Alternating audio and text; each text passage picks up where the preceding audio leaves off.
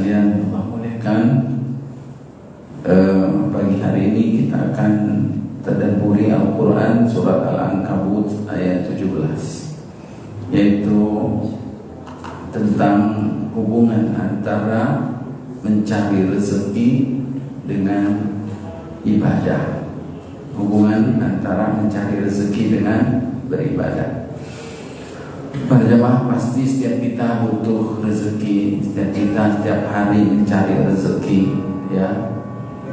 Dan sebaik-baik mencari rezeki itu adalah sesuai dengan arahan petunjuk dari Al-Quran. Di dalam ayat ini Allah Subhanahu wa taala mengkaitkan antara perintah mencari rezeki dengan beribadah kepada Allah, ya. Dan ternyata ayat yang berbicara tentang mencari rezeki atau ayat tentang rezeki dengan ayat beribadah itu banyak sekali para jamaah yang Allah menggandengkannya. Di antaranya surat Al-Ankabut ayat 17 ini, yaitu di bagian pertengahan ayat tersebut Allah mengatakan, "Fabtaghu 'indallahir rizqa." Maka kata Allah, ibtaghu, mintalah, berharaplah, mintalah, ya, rezeki apa yang ada di sisi Allah Subhanahu wa taala. Fabtaghu indallahir rizqa, mintalah rezeki hanya kepada Allah Subhanahu wa taala saja. Wa'buduhu, dan sembahlah Allah, beribadah kamu kepada Allah. Perintah untuk mencari rezeki, wabtaghu indallahir rizqa, dilanjutkan dengan perintah untuk beribadah. Wa'budu washkurulah, dan bersyukurlah kepadanya. Ilaihi turja'un, karena kepada Allah sajalah kalian akan dikembalikan. Nah, ini para jemaah sekalian yang menarik untuk kita tadabburi. Selama ini proses kita mencari rezeki, bagaimana hubungannya dengan beribadah? Ya, ada hubungan yang kuat karena Allah saja mengkaitkannya dalam ayat. Begitu juga dengan kita, ya, dalam pelaksanaan mencari rezeki itu hendaknya kita lekatkan, kita kaitkan dengan ibadah. Yaitu para jemaah, ayat ini ternyata konteksnya adalah perkataan Nabi Ibrahim alaihissalam kepada kaumnya, orang-orang kafir, ya, yang menyembah patung berhala. Nah, Nabi Ibrahim katakan, innama ta'buduna min dunillahi awthana. Sesungguhnya yang kalian sembah ini, yaitu kaum Nabi Ibrahim, yang kalian sembah ini adalah patung, asnama. Wa takhluquna ifka, dan kamu membuat bohong, mengada-ngada saja. Kamu menyembah patung itu, kenapa sih kok patung disembah? Itu mengada-ngada saja. Maksudnya apa mengada-ngada saja para jemaah? Kata Nabi Ibrahim pada lanjutannya adalah, innama ta'buduna min dunillahi la yamlikuna lakum rizqa. Sesungguhnya mereka tidak dapat memberikan rezeki. Jadi Nabi Ibrahim mengkaitkan antara ibadah dengan rezeki, bahwa yang kamu sembah itu tidak dapat memberikan kamu rezeki. Patung tidak bisa memberikan rezeki kepada kamu. Ya, apa itu maksudnya? Ternyata seakan-akan isyaratnya adalah siapakah yang berhak untuk kita sembah? Kenapa kok patung yang disembah? Padahal secara hukum yang diterima oleh akal kita, yang disembah itu seharusnya adalah yang memberi rezeki kepada kita. Dan itu hukum yang mudah sekali untuk kita pahami. Kenapa para jemaah? Sebab binatang buas sekalipun akan tunduk taat kepada siapa yang memberi makan kepada dia. Ya, anjing umpamanya taat sekali sama majikan karena dia ngasih makan, ngasih susu, ngasih mandiin. Ya, maka dia, bahkan sekarang kita saksikan binatang yang buas sekalipun dia bisa tunduk kepada siapa? Kepada yang ngasih dia makan. Jadi di YouTube kita lihat para jemaah, ada harimau bisa bergandeng hidup berdekatan dengan manusia karena makannya diperhatikan. Nah, sementara patung dia nggak bisa memberikan rezeki, kenapa kamu sembah? kata Nabi Ibrahim nggak masuk di akal. Nah, tadabburnya adalah bahwa ketika kita memberikan persembahan kepada Allah, maka disertai dengan keyakinan tauhid kita, akidah dialah Allah satu-satunya yang memberi rezeki kepada kita. Sebab itulah kita mentaati Allah, sebab itulah kita menyembahnya. Karena Allah yang memberikan rezeki kepada kita. Jadi para jamaah sekalian, kenapa ini dikaitkan antara mencari rezeki dengan menyembah? Hubungannya kuat sekali dengan beribadah, kata para ulama. Karena khawatir sekali dalam urusan mencari rezeki ini, kalau tidak dikuatkan tauhidnya, akidahnya, salah-salah orang itu akan salah mengira. Kita mencari rezeki, kita mencari uang, ternyata dalam perspektif kita, dalam keyakinan kita, sesungguhnya rezeki itu yang ngasih adalah bos kita, pimpinan kita, pembeli, pelanggan kita, customer kita. Jadi kalau orang tidak kontrol itu dalam hal mencari uang, mencari rezeki, kalau dia tidak kontrol imannya, bisa-bisa menyeret orang tersebut, menyangka, mengira bahwasanya yang ngasih rezeki dia, dan akhirnya sampai menyeret dia menyembah kepada orang tersebut. Tanpa dia sadari dia sudah mengabdi, dia sudah tunduk patuh kepada pimpinannya, kepada bosnya, kepada pelanggannya. Ya. Dan adalah fakta yang yang membuat kita harus merenung banyak para jemaah. Betapa banyak kita ini masalah urusan rezeki ini kita lebih takut kepada manusia daripada kepada Allah, yang sesungguhnya Allah lah yang memberi rezeki kepada kita. Ya, contoh umpamanya seorang karyawan itu lebih takut kehilangan pekerjaannya, sehingga dia takut kepada atasannya, pimpinannya lebih besar dari takutnya dia kepada Allah. Dia takut mengecewakan atasannya, manajernya, pimpinannya, bosnya. Tapi dia tidak takut kalau Allah yang kecewa. Ya, seorang pedagang, ya, dia bagaimana menservis pelanggannya, ya, dia bagusin itu kemasannya, dia kasih hadiah, promo, ya, bonus-bonus, dia antarkan tepat waktu, bebas ongkos kirimnya, disertai dengan senyuman. Supaya apa? Supaya dia order lagi kepada dia, supaya dia beli lagi, kembali kepada yang menjual pada jemaah. Dan penjual itu takut sekali kalau pembelinya itu kecewa. Tapi kapan perasaan itu kita hadirkan untuk Allah Subhanahu wa Ta'ala? Ketika kita meyakini Allah yang memberi rezeki kepada kita, bagaimana kalau Allah kecewa sama kita? Ibadah kita sekedarnya, ya, salat kita tidak khusyuk, salat menunaikan perintahnya terlambat terus, kadang lewat. Bagaimana kalau Allah kecewa lalu kemudian Allah tahan rezekinya dari kita? Kalau Allah tahan rezekinya kepada kita, seperti disebutkan dalam Al-Quran surat Al-Mulk ayat 21. Ini sebagai hujah, sebagai dalil yang tidak terbantahkan bahwa yang memberi rezeki itu adalah Allah Subhanahu wa Ta'ala, bukan yang lain. Yaitu ketika Allah mengatakan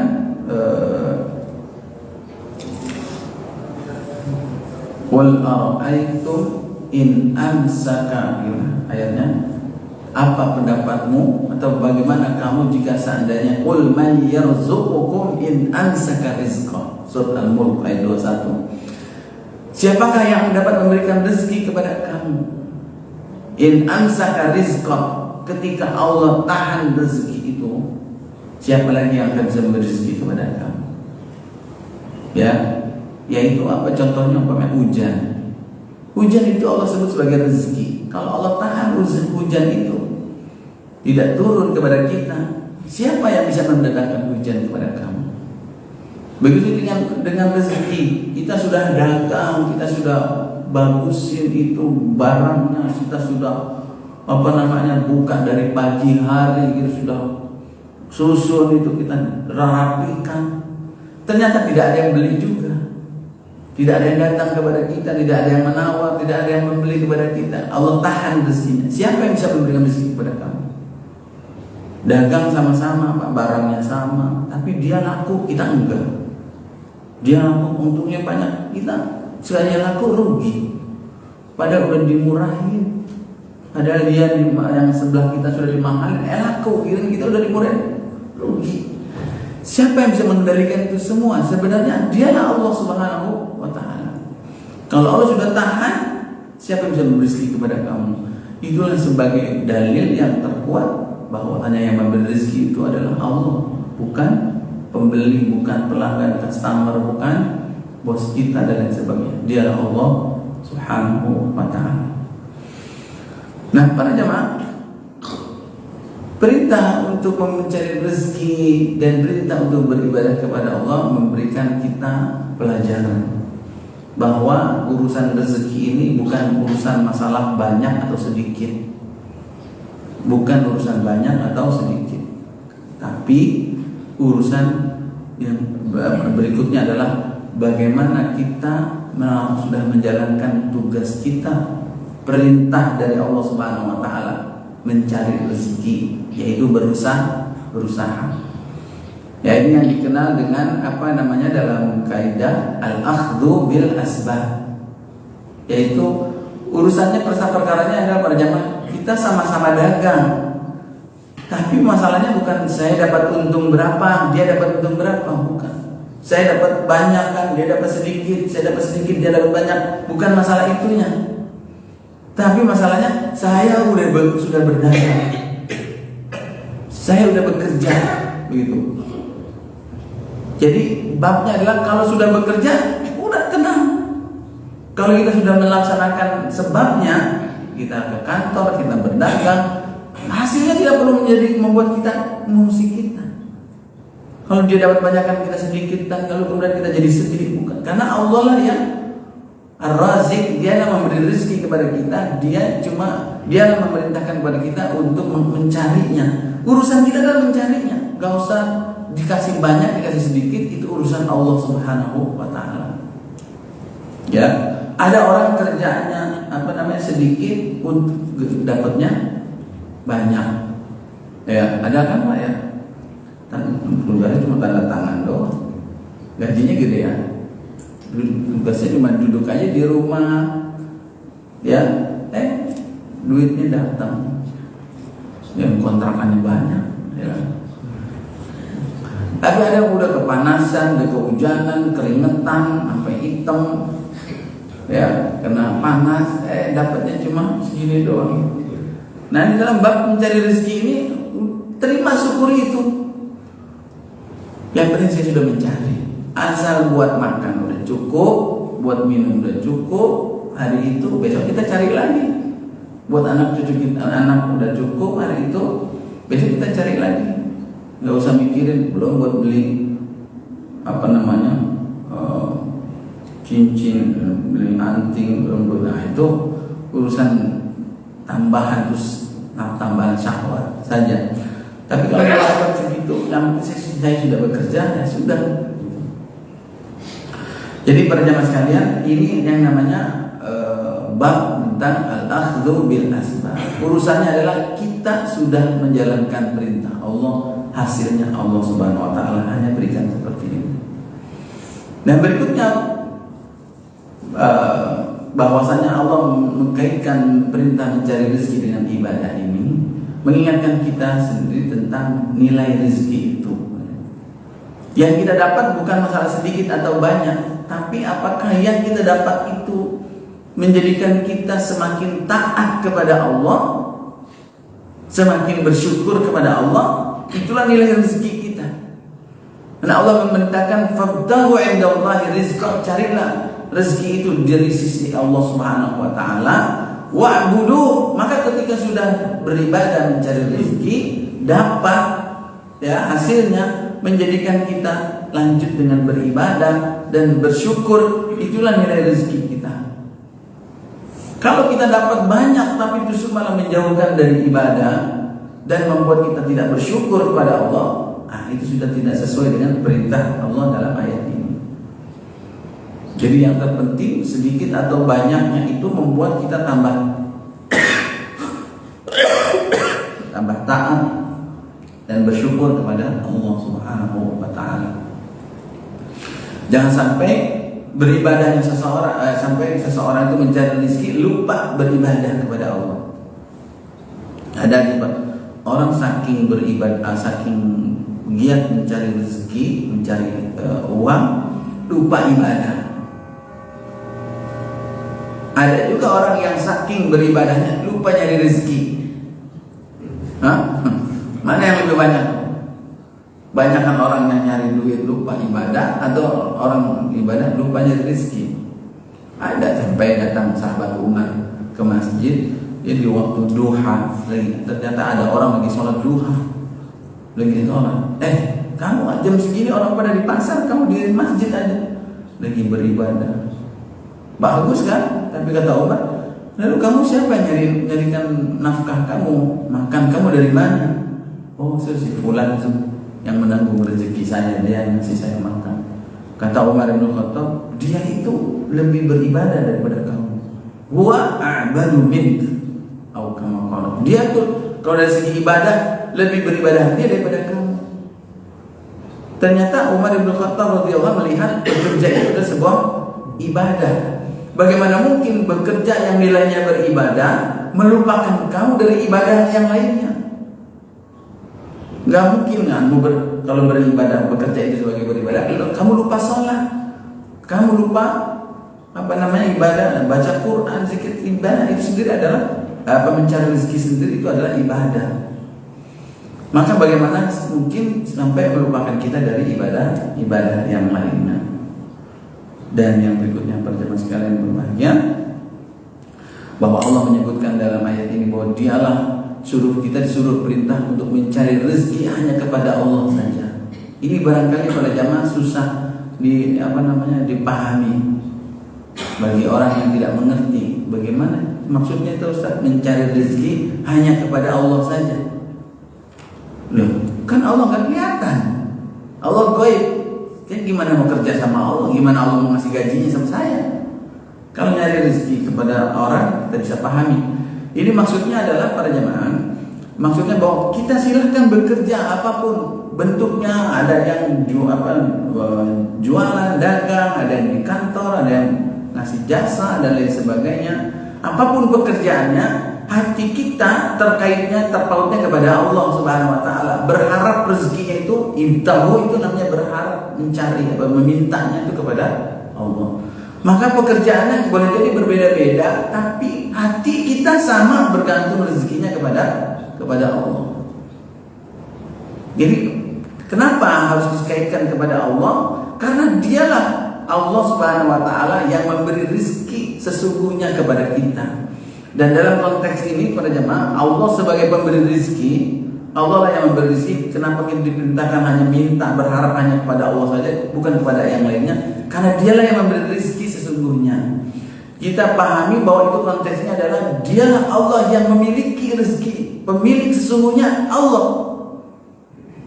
Jadi kalau kita minta sesuatu, kan idealnya, logikanya adalah minta kepada yang punya, yang memiliki. Ya, ada orang umpamanya datang ke kebun jeruk, kebun kebun jeruk di sini, ya.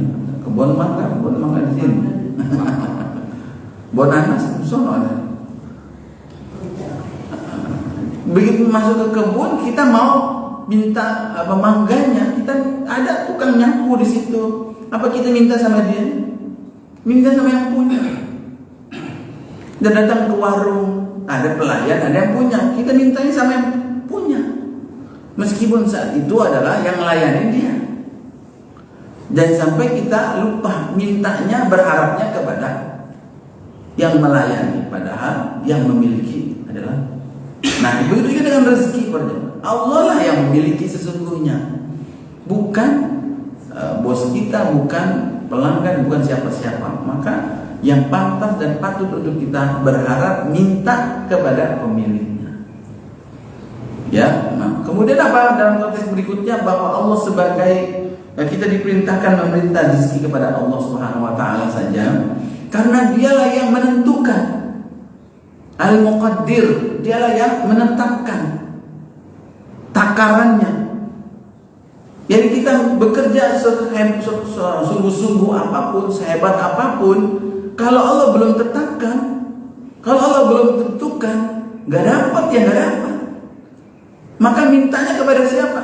Kepada yang menentukan rezeki kita. Dialah Allah Subhanahu wa Ta'ala.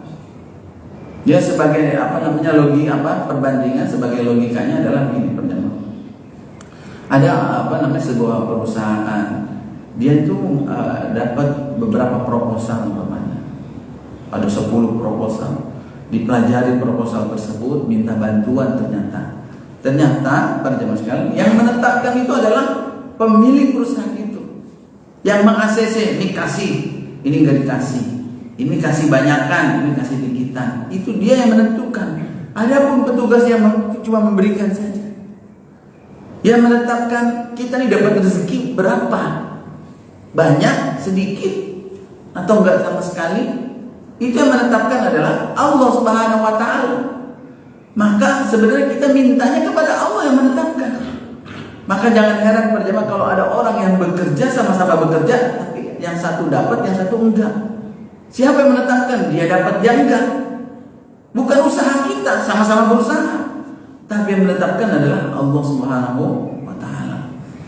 Maka kenapa nih logikanya? Kenapa kita harus minta kepada Allah Subhanahu wa Ta'ala saja, berharap hanya kepada Allah, tidak bergeser? Jangan kita serahkan harapan kita kepada selain Allah Subhanahu wa Ta'ala. Karena dialah yang menetapkan. Dan yang berikutnya para jemaah, karena dialah Allah Subhanahu wa Ta'ala Al-Hakim.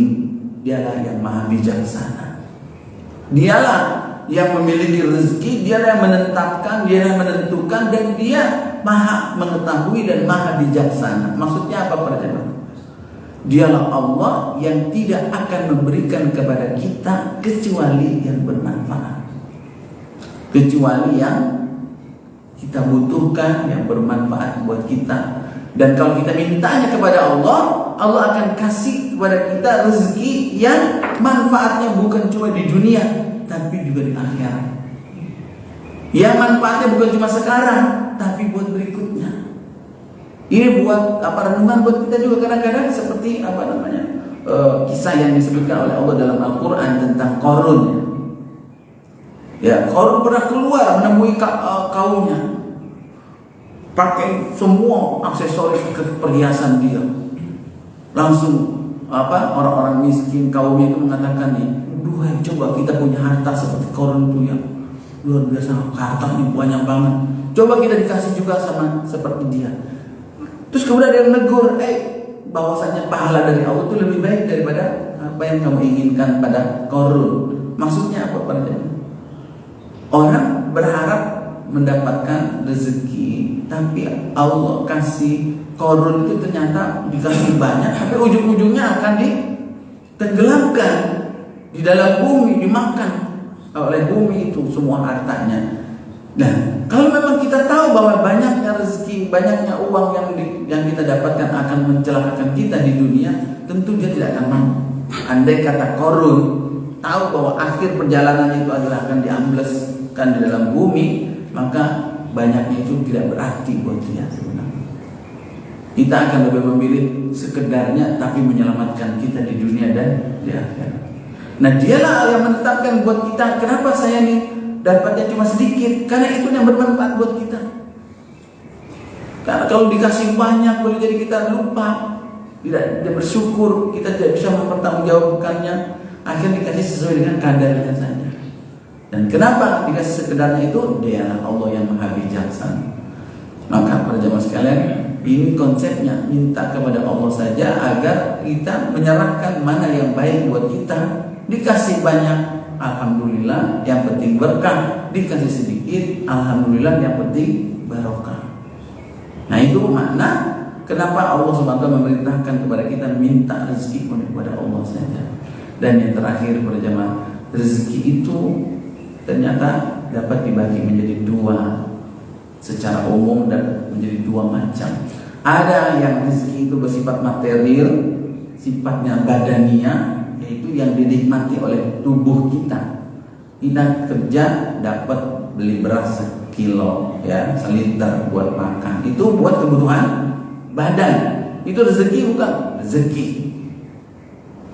Dan ada yang kedua pada jemaah, yaitu rezeki yang bersifat yang dinikmati oleh hati kita. Al-qalb, yaitu berupa apa? Berupa kepuasan, berupa ketenangan, ketentraman. Itu juga rezeki pada jemaah. Dan mana yang lebih kita butuhkan? Dua-duanya kita butuhkan. Dan seharusnya rezeki yang kita cari berupa uang, berupa materi, berupa untuk yang dinikmati oleh badan ini, hendaknya pun akan berdampak untuk menguatkan hati kita, ketenangan hati kita, menguatkan agama kita. Kita mencari rezeki adalah untuk memberikan ketenangan dalam hati kita, dan dengannya kita bisa beribadah kepada Allah hingga kita rasakan rezeki itu sampai ke akhirat. Ya, ada orang dapat rezeki tapi hatinya nggak tenang, nggak puas, serakah dia, nggak cukup segini. Ya, buat apa? Tapi ada yang dapat rezeki banyak tapi hatinya tenang. Kenapa? Dia dapatkan dengan tidak melalaikan ibadahnya, dia dapatkan dengan cara yang halal, dengan cara yang jujur, tidak menzolimi orang lain. Itu kemudian dia gunakan untuk ketaatan, bersyukur kepada Allah. Itulah rezeki yang bersifat material bertambah, dinikmati dengan hati kita. Ini yang kita inginkan, pendengar. Maka mintalah rezeki itu kepada Allah saja, ya, dan jangan kepada yang lainnya. Setelah itu beribadahlah dan bersyukurlah, karena kita semua akan kembali kepada Allah. Ilaihi turja'un. Ayat ini ditutup dengan peringatan bahwa kita semua akan kembali kepada Allah Subhanahu wa ta'ala, akan mempertanggungjawabkan rezeki-rezeki yang kita cari, yang kita dapatkan ini nanti di hadapan Allah Subhanahu wa ta'ala. Mudah-mudahan Allah bimbing kita dalam mencari rezeki ini, dapat rezeki yang terbaik, ya, mendekatkan diri kita kepada Allah, taat kita kepada Allah, dan bersyukur.